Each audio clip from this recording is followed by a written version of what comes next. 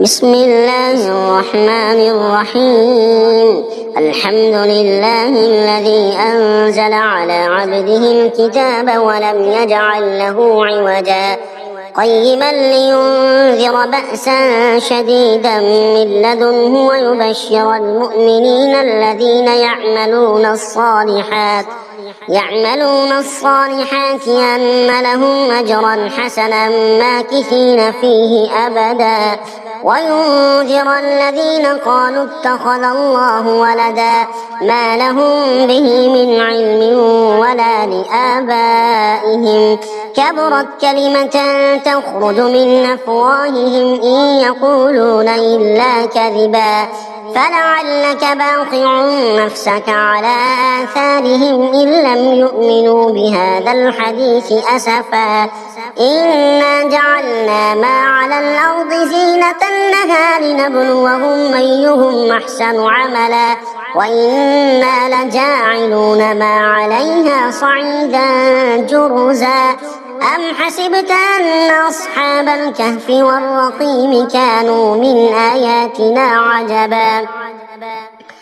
إذ أوى الفتية إلى الكهف فقالوا ربنا آتنا من لدنك رحمة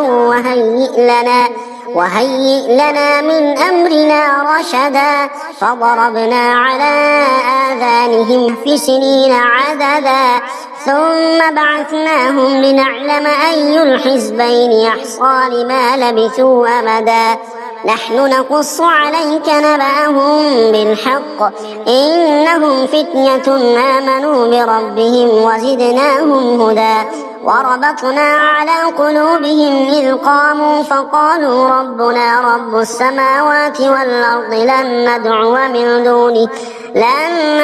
من دونه إلها لقد قلنا إذا شططا هؤلاء قومنا اتخذوا من دونه آلهة لولا يأتون عليهم بسلطان بين فمن أظلم ممن افترى على الله كذبا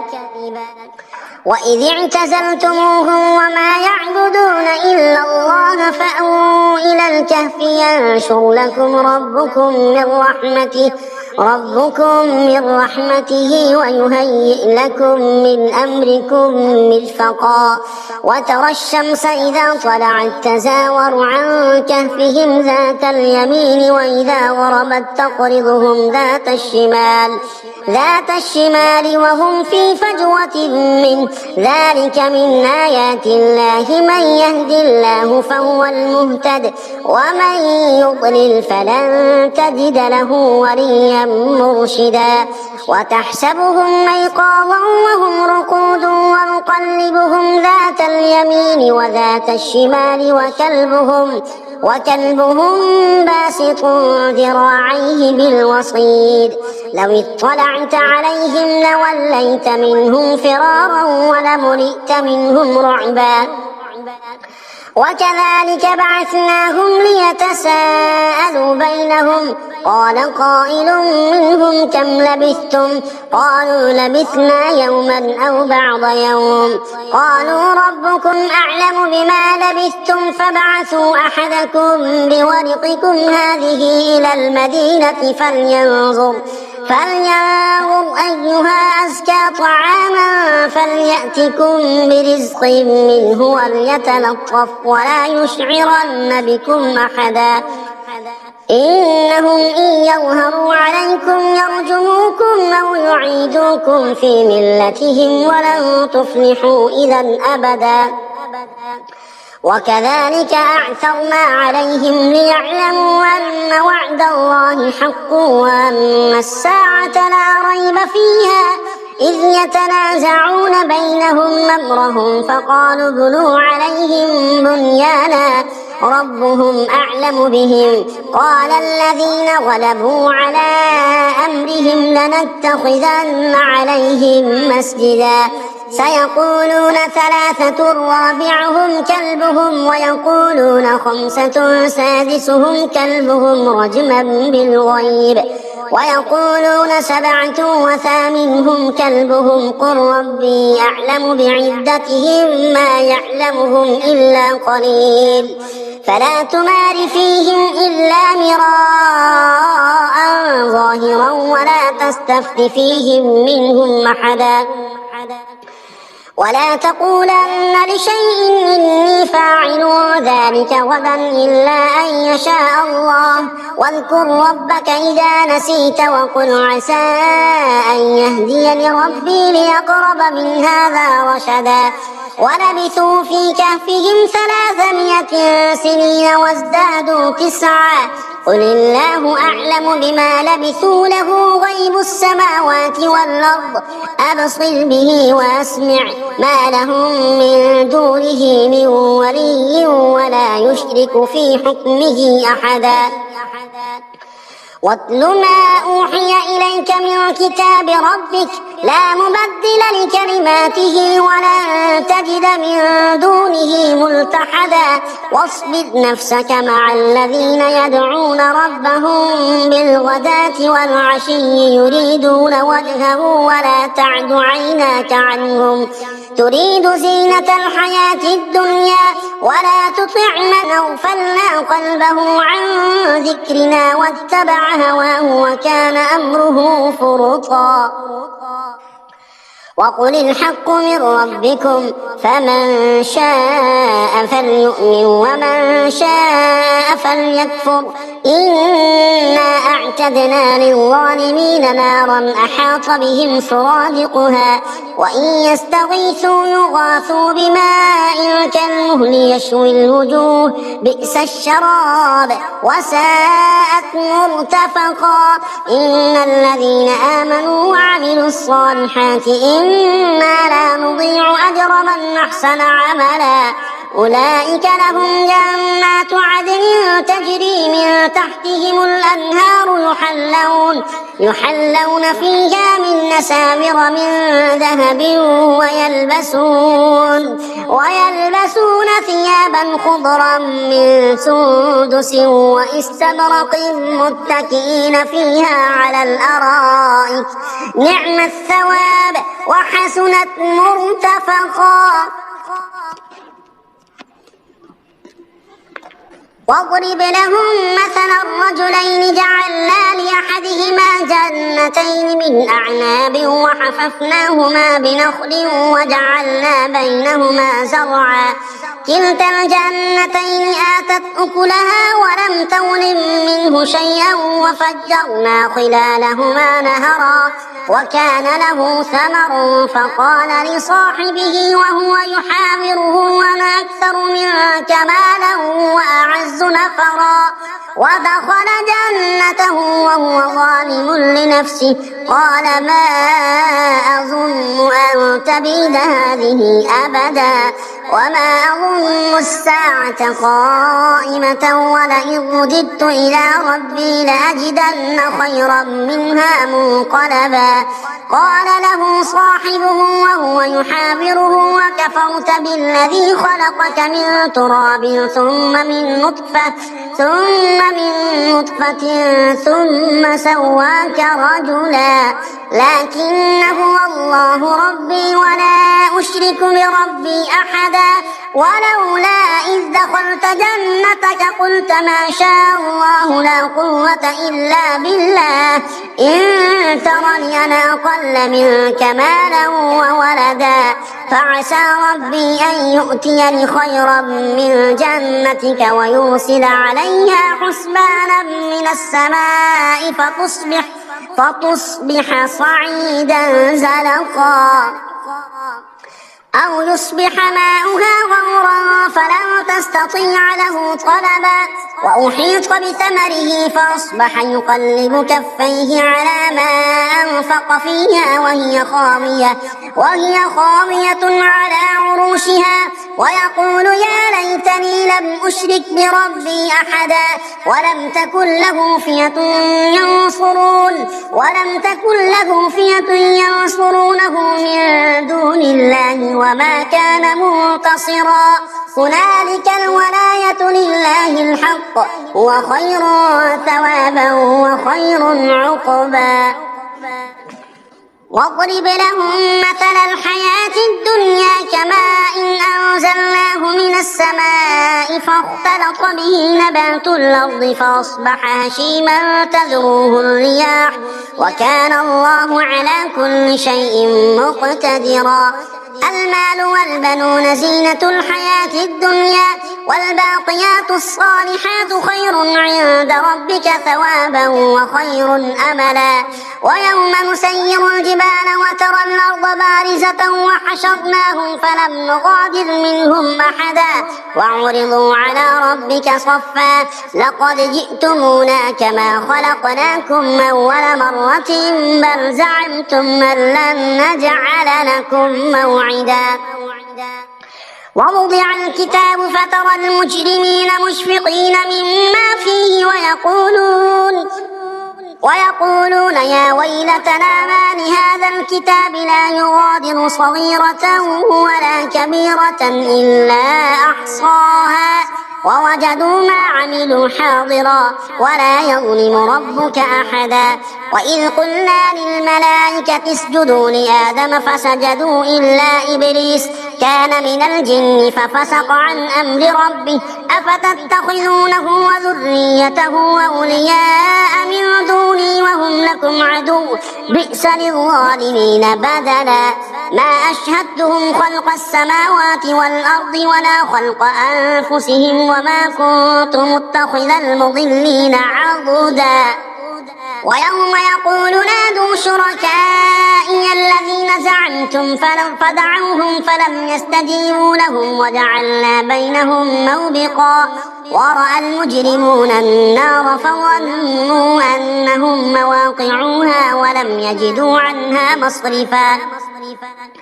ولقد صرفنا في هذا القرآن للناس من كل مثل وكان الإنسان أكثر شيء جدلا. وما منع الناس أن يؤمنوا إذ جاءهم الهدى ويستغفروا ربهم إلا أن تأتيهم سنة الأولين أو يأتيهم العذاب قبلا. وما نرسل المرسلين إلا مبشرين ومنذرين ويجادل الذين كفروا بالباطل ليدحضوا به الحق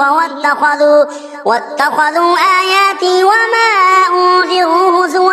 ومن أظلم ممن ذكر بآيات ربه فأعرض عنها ونسي ما قدمت يداه إنا جعلنا على قلوبهم مكنة أن يفقهوه وفي آذانهم وقرا وإن تدعهم إلى الهدى فلن يهتدوا إذا أبدا. وربك الغفور ذو الرحمة لو يؤاخذهم بما كسبوا لعجل لهم العذاب بل لهم موعد لن يجدوا من دونه موئلا. وتلك القرى أهلكناهم لما ظلموا وجعلنا لمهلكهم موعدا. وإذ قال موسى لفتاه لا أبرح حتى أبلغ مجمع البحرين أو أمضي حقبا فلما بلغا مجمع بينهما نسيا حوتهما فاتخذ سبيله في البحر سربا. فلما جاوزا قال لفتاه آتنا غداءنا لقد لقينا من سفرنا هذا نصبا. قال أرأيت إذ أوينا إلى الصخرة فإني نسيت الحوت وما أنسانيه إلا الشيطان أن أذكره واتخذ سبيله في البحر عجبا. قال ذلك ما كنا نبغي فارتدا على آثارهما قصصا فوجدا عبدا من عبادنا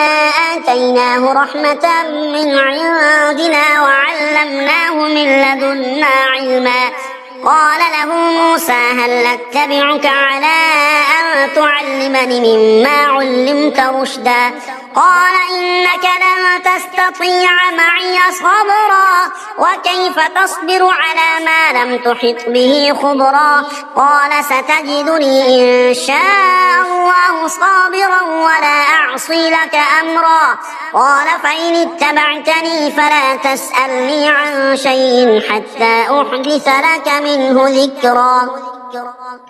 فانطلقا حتى إذا ركبا في السفينة خرقها قال أخرقتها لتغرق أهلها لقد جئت شيئا إمرا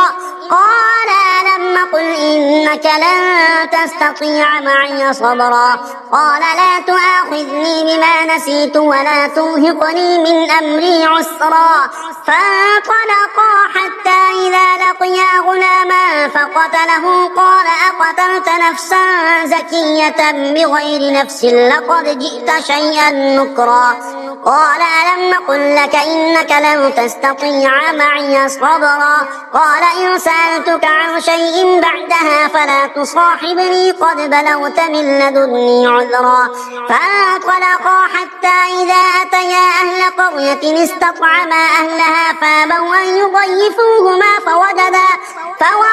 فيها جدارا يريد أن ينقض فأقامه قال لو شئت لاتخذت عليه أجرا قال هذا فراق بيني وبينك سأنبئك بتأويل ما لم تستطع عليه صبرا أما السفينة فكانت لمساكين يعملون في البحر فأردت أن أعيبها وكان وراءهم ملك يأخذ كل سفينة غصبا وأما الغلام فكان أبواه مؤمنين فخشينا أن يرهقهما طغيانا وكفرا فأردنا أن يبدلهما ربهما خيرا منه زكاة وأقرب رحما وأما الجدار فكان لغلامين يتيمين في المدينة وكان تحته كنز لهما وكان أبوهما صالحا فأراد ربك أن يبلغا أشدهما ويستخرجا كنزهما رحمة من ربك وما فعلته عن أمري ذلك تأويل ما لم تسطع عليه صبرا ويسألونك عن ذي القرنين قل سأتلو عليكم منه ذكرا إنا مكنا له في الأرض وآتيناه من كل شيء سببا فأتبع سببا حتى إذا بلغ مغرب الشمس وجدها تغرب في عين حمية ووجد عندها قوما قلنا يا ذا القرنين إما أن تعذب وإما أن تتخذ فيهم حسنا قال أما من ظلم فسوف نعذبه ثم يرد إلى ربه فيعذبه عذابا نكرا وأما من آمن وعمل صالحا فله جزاء الحسنى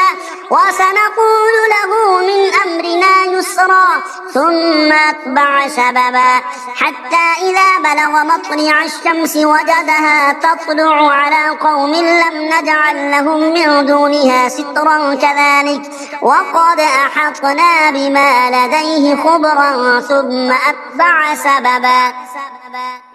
حتى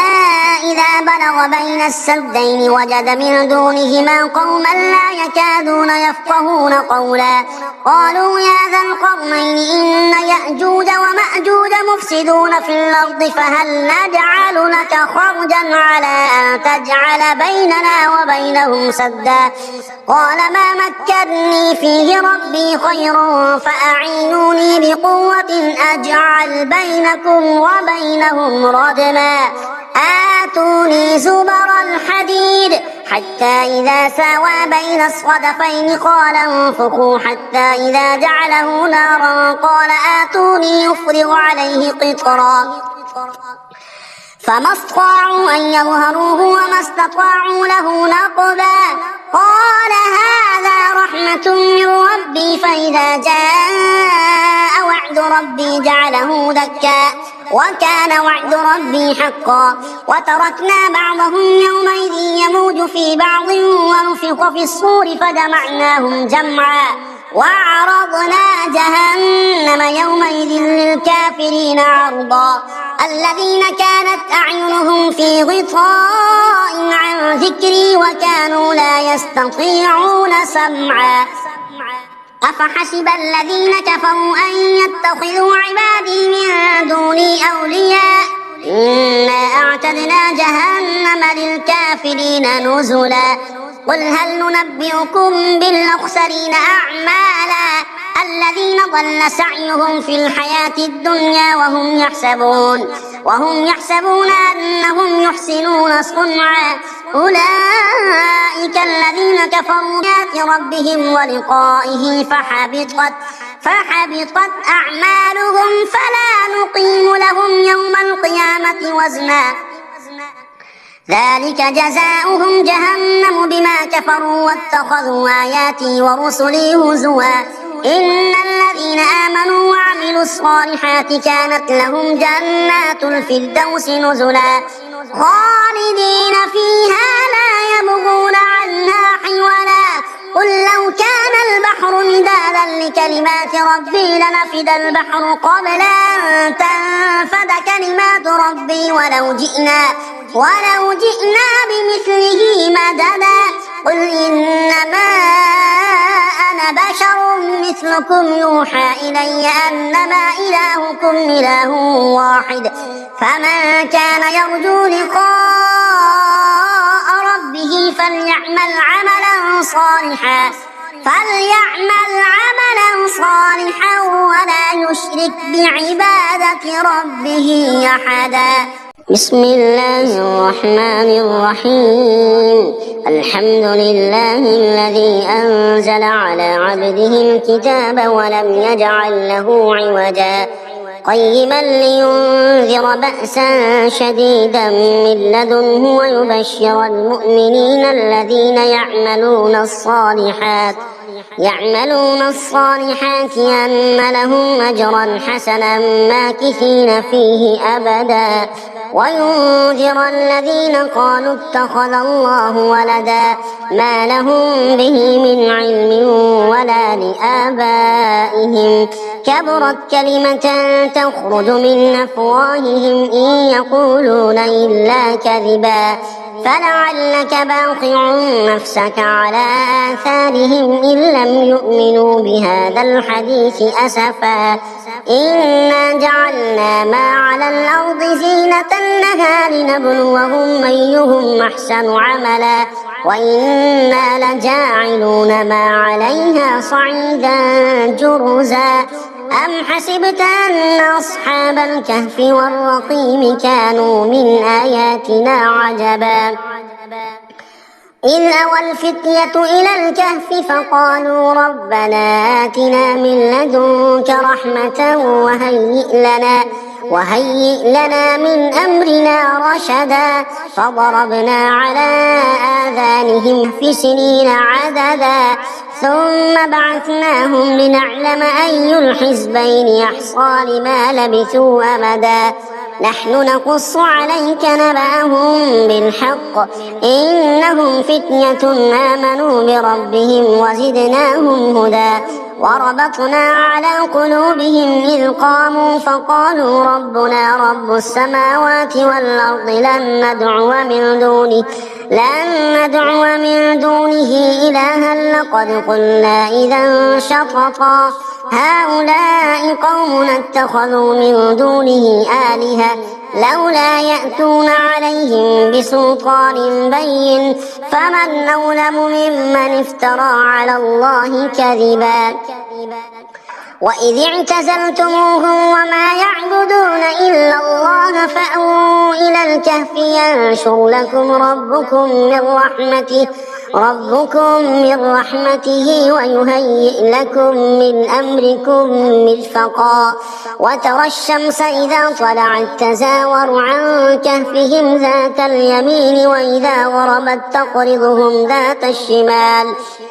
الشمال وهم في فجوة منه ذلك من آيات الله من يهد الله فهو المهتد ومن يضلل فلن تجد له وليا مرشدا وتحسبهم أيقاظا وهم رقود ونقلبهم ذات اليمين وذات الشمال وكلبهم باسط ذراعيه بالوصيد لو اطلعت عليهم لوليت منهم فرارا ولملئت منهم رعبا وكذلك بعثناهم ليتساءلوا بينهم قال قائل منهم كم لبثتم قالوا لبثنا يوما أو بعض يوم قالوا ربكم أعلم بما لبثتم فابعثوا أحدكم بورقكم هذه إلى المدينة فلينظر أيها أزكى طعاما فليأتكم برزق منه وليتلطف ولا يشعرن بكم أحدا إنهم إن يظهروا عليكم يرجموكم أو يعيدوكم في ملتهم ولن تفلحوا إذا أبدا وكذلك أعثرنا عليهم ليعلموا أن وعد الله حق وأن الساعة لا ريب فيها إذ يتنازعون بينهم أمرهم فقالوا ابنوا عليهم بنيانا ربهم أعلم بهم قال الذين غلبوا على أمرهم لنتخذن عليهم مسجدا سيقولون ثلاثة رابعهم كلبهم ويقولون خمسة سادسهم كلبهم رجما بالغيب ويقولون سبعة وثامنهم كلبهم قل ربي أعلم بعدتهم ما يعلمهم إلا قليل فلا تمار فيهم إلا مراء ظاهرا ولا تستفت فيهم منهم أحدا ولا تقولن لشيء إني فاعل ذلك غدا إلا أن يشاء الله واذكر ربك إذا نسيت وقل عسى أن يهديني ربي ليقرب من هذا رشدا ولبثوا في كهفهم 300 سنين وازدادوا 9 قل الله أعلم بما لبثوا له غيب السماوات والأرض أبصر به وأسمع ما لهم من دونه من ولي ولا يشرك في حكمه أحدا واتل ما أوحي إليك من كتاب ربك لا مبدل لكلماته ولن تجد من دونه ملتحدا واصبر نفسك مع الذين يدعون ربهم بالغداة والعشي يريدون وجهه ولا تعد عيناك عنهم تريد زينة الحياة الدنيا ولا تطع من أغفلنا قلبه عن ذكرنا واتبع هواه وكان أمره فرطا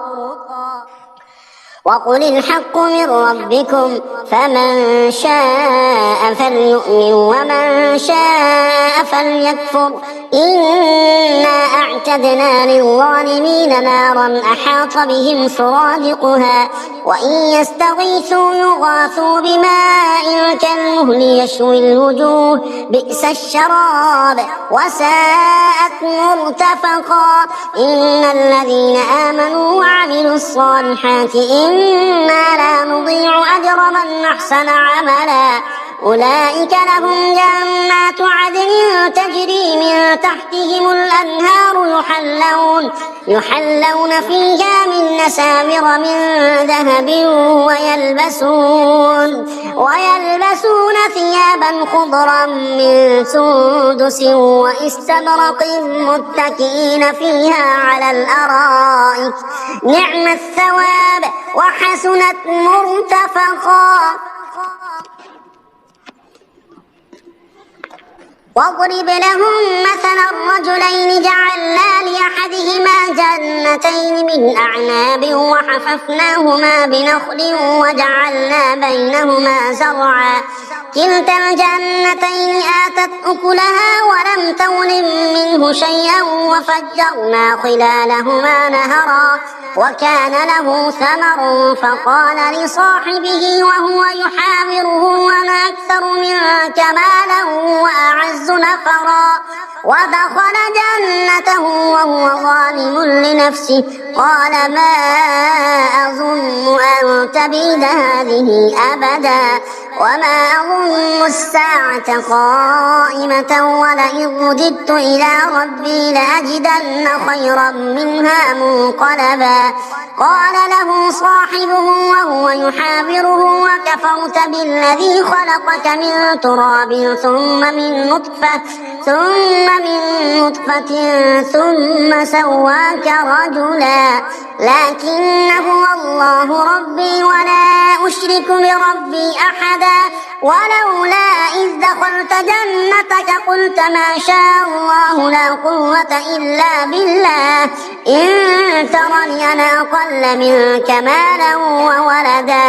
فعسى ربي أن يؤتيني خيرا من جنتك ويرسل عليها حسبانا من السماء فتصبح صعيدا زلقا أو يصبح ماؤها غورا فلن تستطيع له طلبا. وأحيط بثمره فأصبح يقلب كفيه على ما أنفق فيها وهي خاوية على عروشها ويقول يا ليتني لم أشرك بربي أحدا. ولم تكن له فئة ينصرونه من دون الله وما كان منتصرا. هنالك الولاية لله الحق هو خير ثوابا وخير عقبا. واضرب لهم مثل الحياة الدنيا كماء أنزلناه من السماء فاختلط به نبات الأرض فأصبح هشيما تذروه الرياح وكان الله على كل شيء مقتدرا. المال والبنون زينة الحياة الدنيا والباقيات الصالحات خير عند ربك ثوابا وخير أملا. ويوم نسير الجبال وترى الأرض بارزة وحشرناهم فلم نغادر منهم أحدا وعرضوا على ربك صفا لقد جئتمونا كما خلقناكم أول مرة بل زعمتم أن لن نجعل لكم موعدا. ووضع الكتاب فترى المجرمين مشفقين مما فيه ويقولون يا ويلتنا ما لهذا الكتاب لا يغادر صغيرة ولا كبيرة إلا أحصاها ووجدوا ما عملوا حاضرا ولا يظلم ربك أحدا. وإذ قلنا للملائكة اسجدوا لآدم فسجدوا إلا إبليس كان من الجن ففسق عن أمر ربه أفتتخذونه وذريته أولياء من دوني وهم لكم عدو بئس للظالمين بدلا. ما أشهدتهم خلق السماوات والأرض ولا خلق أنفسهم وما كنت متخذ المضلين عضدا. ويوم يقول نادوا شركائي الذين زعمتم فدعوهم فلم يستجيبوا لهم وجعلنا بينهم موبقا. ورأى المجرمون النار فظنوا أنهم مواقعوها ولم يجدوا عنها مصرفا. ولقد صرفنا في هذا القرآن للناس من كل مثل وكان الإنسان أكثر شيء جدلا. وما منع الناس أن يؤمنوا إذ جاءهم الهدى ويستغفروا ربهم إلا أن تأتيهم سنة الأولين أو يأتيهم العذاب قبلا. وما نرسل المرسلين إلا مبشرين ومنذرين ويجادل الذين كفروا بالباطل ليدحضوا به الحق واتخذوا آياتي وما أنذروا هزوا. ومن أظلم ممن ذكر بآيات ربه فأعرض عنها ونسي ما قدمت يداه إنا جعلنا على قلوبهم مكنة أن يفقهوه وفي آذانهم وقرا وإن تدعهم إلى الهدى فلن يهتدوا إذا أبدا. وربك الغفور ذو الرحمة لو يؤاخذهم بما كسبوا لعجل لهم العذاب بل لهم موعد لن يجدوا من دونه موئلا. وتلك القرى أهلكناهم لما ظلموا وجعلنا لمهلكهم موعدا وإذ قال موسى لفتاه لا أبرح حتى أبلغ مجمع البحرين أو أمضي حقبا فلما بلغا مجمع بينهما نسيا حوتهما فاتخذ سبيله في البحر سربا فلما جاوزا قال لفتاه آتنا غداءنا لقد لقينا من سفرنا هذا نصبا قال أرأيت إذ أوينا إلى الصخرة فإني نسيت الحوت وما أنسانيه إلا الشيطان أن أذكره واتخذ سبيله في البحر عجبا قال ذلك ما كنا نبغي فارتدا على آثارهما قصصا فوجدا عبدا من عبادنا آتيناه رحمة من عندنا وعلمناه من لدنا علما قال له موسى هل أتبعك على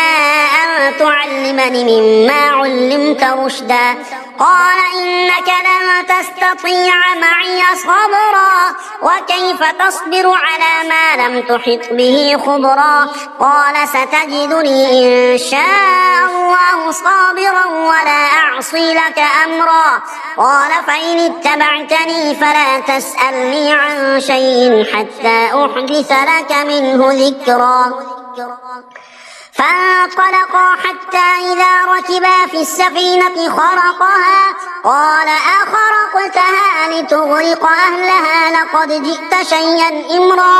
قال ألم قل إنك لن تستطيع معي صبرا قال لا تؤاخذني بما نسيت ولا ترهقني من أمري عسرا فانطلقا حتى إذا لقيا غلاما فقتله قال أقتلت نفسا زكية بغير نفس لقد جئت شيئا نكرا قال ألم قل لك إنك لن تستطيع معي صبرا قال إن سألتك عن شيء بعدها فلا تصاحبني قد بلغت من لدني عذرا فانطلقا حتى إذا أتيا أهل قرية استطعما أهلها فابوا أن يضيفوهما فوجدا فيها جدارا يريد أن ينقض فأقامه قال لو شئت لاتخذت عليه أجرا قال هذا فراق بيني وبينك سأنبئك بتأويل ما لم تستطع عليه صبرا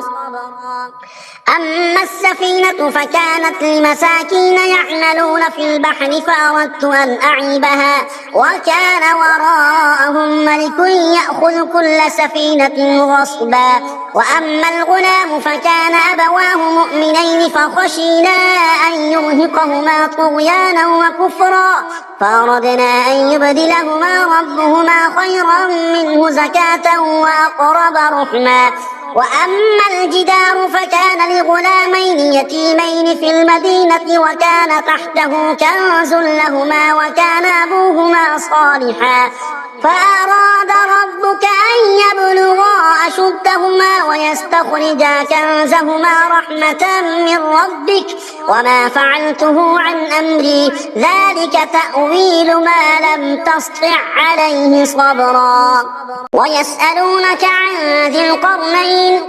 قل سأتلو عليكم منه ذكرا إنا مكنا له في الأرض وآتيناه من كل شيء سببا فأتبع سببا حتى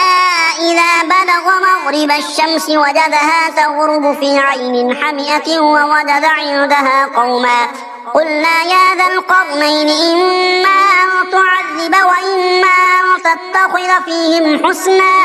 قال أما من ظلم فسوف نعذبه ثم يرد إلى ربه فيعذبه عذابا نكرا وأما من آمن وعمل صالحا فله جزاء الحسنى وسنقول له من أمرنا يسرا ثم أتبع سببا حتى إذا بلغ مطلع الشمس وجدها تطلع على قوم لم نجعل لهم من دونها سترا كذلك وقد أحطنا بما لديه خبرا ثم أتبع سببا حتى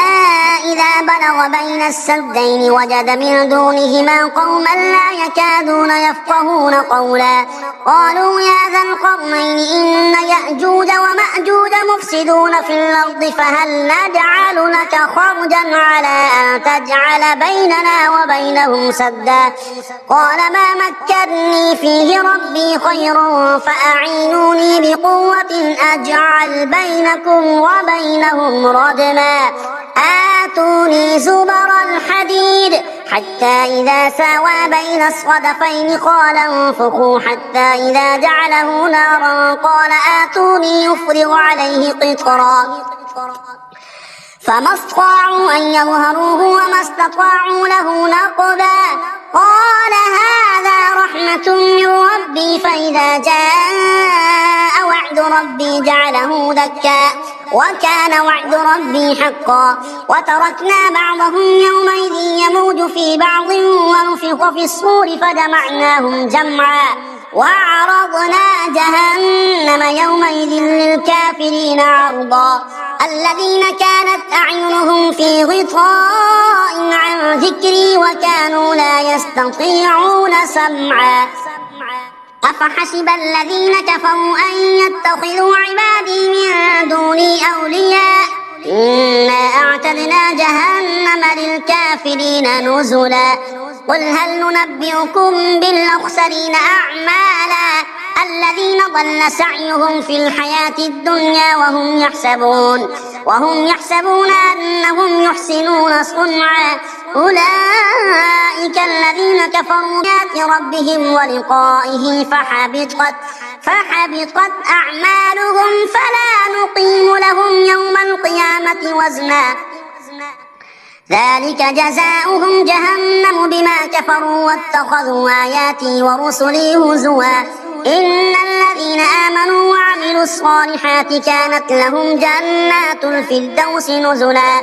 خالدين فيها لا يبغون عنها حولا قل لو كان البحر مدادا لكلمات ربي لنفد البحر قبل أن تنفد كلمات ربي ولو جئنا بمثله مددا قل إنما أنا بشر مثلكم يوحى إلي أنما إلهكم إله واحد فمن كان يرجو لقاء ربه فليعمل عملا صالحا ولا يشرك بعبادة ربه أحدا صدق الله العظيم وصدق رسوله النبي الكريم الأمين.